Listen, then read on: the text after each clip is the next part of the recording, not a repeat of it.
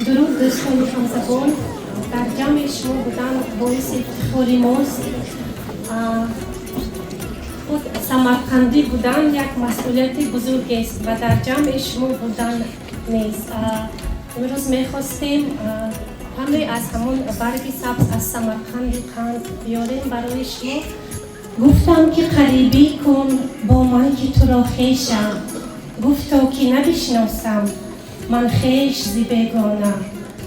من امروز کمی میخواستم که درباره زبان مادری خود کمتر درباره وضع زبان مادریم در سمرقند گویم. اگر در تاریخ رویم، همه ما فرش بهارستان را میدانیم که تقدیرش چی شده بود. برای من زبان فارسی، زبان مادریم مثل همون قالین بزرگ است که یک وقتها ما داشتیم. وقتی عرب‌ها آمدند و آنها حتی یک بینای نداشتند که با این بزرگیش این قالین را در آنجا گستردند و همین خاطر آن را پاره پاره کردند. من نمیخواهم که زبان مادری ما امروز پاره پاره شود و میخواستم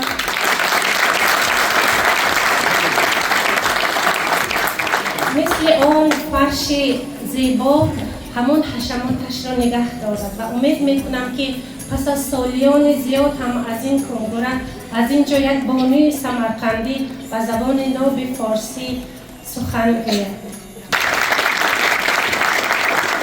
اما اگر اجازه بفرمایید یک شعر خواندنی هستم. در سمرقند حوض 10 بیت که پهلو میزد، خیر کوثر ز دلش رو میزد، نفسی تازه به هر سو میزد. در سمرقند خیابانی هست، در سمرقند خیابانی هست که شب و روز سری دست چنارستانش و مثال نانش روی ره مهمانش آفتاب تابان ماهی زرفشانی هست. در سمرقند خیابانی هست که زمان نقش عزیزانش را و نفس کرده رقم، روی در و دیوارش اثر از خاک امیر است گذر تا به گذر، خبر از خاک فقیر است قدم تا به قدم، نظر از زنده ضمیر است وجب تا به وجب کوچه و بازارش.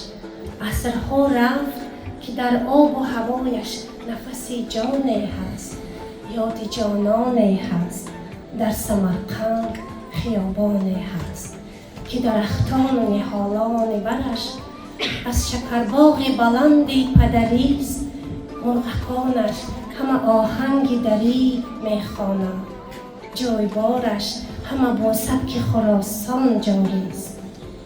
زادگاهی غزلی اولی بلبل اینجاست که به الهام گلی سیب گلابی آمد، کارگاهی ورق صبح سعادت اینجاست که به اوراق کتاب بشری آفتابی آمد.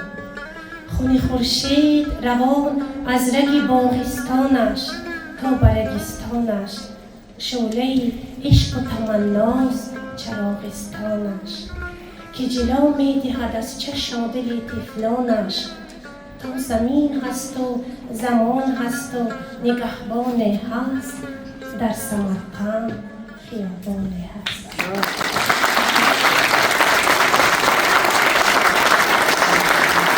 اگر آن ترک شیرازی به دست آرد، دلی مراد دلی مراد خالی هندویش بخشد،